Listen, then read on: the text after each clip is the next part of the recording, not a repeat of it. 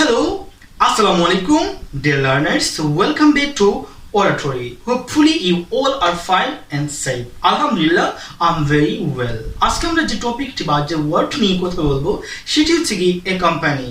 আমরা অনেকেই কিন্তু এই ওয়ার্ডটার সাথে পরিচিত আছি ইতিমধ্যে, আবার অনেকেই কিন্তু এই ওয়ার্ডটা জানি না টোটালি কিভাবে ইউজ করতে হয় বা কোন কোন সিচুয়েশন আমরা এই ওয়ার্ডটিকে ইউজ করতে পারি। চলো আমরা আজকে শিখে ফেলি। যেমন আপনার কারো সঙ্গ চায়, যেমন আপনি একা আছেন, কারো সঙ্গী আপনার প্রয়োজন বা কারো ফ্রেন্ড রিলেশন আপনার প্রয়োজন, এইরকম সিচুয়েশনে আপনি কিভাবে ট্রান্সলেট করবেন ইংরেজিতে। যেমন আপনি কি আমার সঙ্গী হবেন, জাস্ট এই কথাটি আপনি বলতে চাচ্ছেন কাউকে।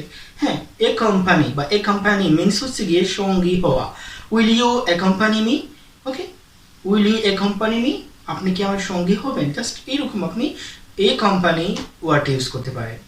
তারা আমার সঙ্গী হবে, দে উইল অ্যাকম্পানি মি। ওকে, আমি তাদের সঙ্গী হয়েছি, আই হ্যাভ অ্যাকম্পানিড দ্যাম। ওকে, আমি তাদের সঙ্গী হয়েছি, আই হ্যাভ। হ্যাঁ, জাস্ট এইরকম আপনি কিন্তু এই অ্যাকম্পানি ওয়ার্ডটি ইউজ করতে পারেন।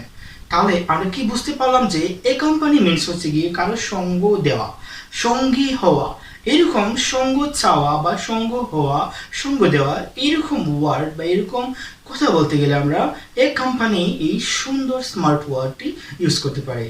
আশা করি আপনাদের অনেক ভালো লেগেছে আজকের ক্লাসটি। নেক্সট ক্লাসগুলো পাওয়ার জন্য ফলো করে রাখবেন। আজকের জন্য এতটুকু, ধন্যবাদ।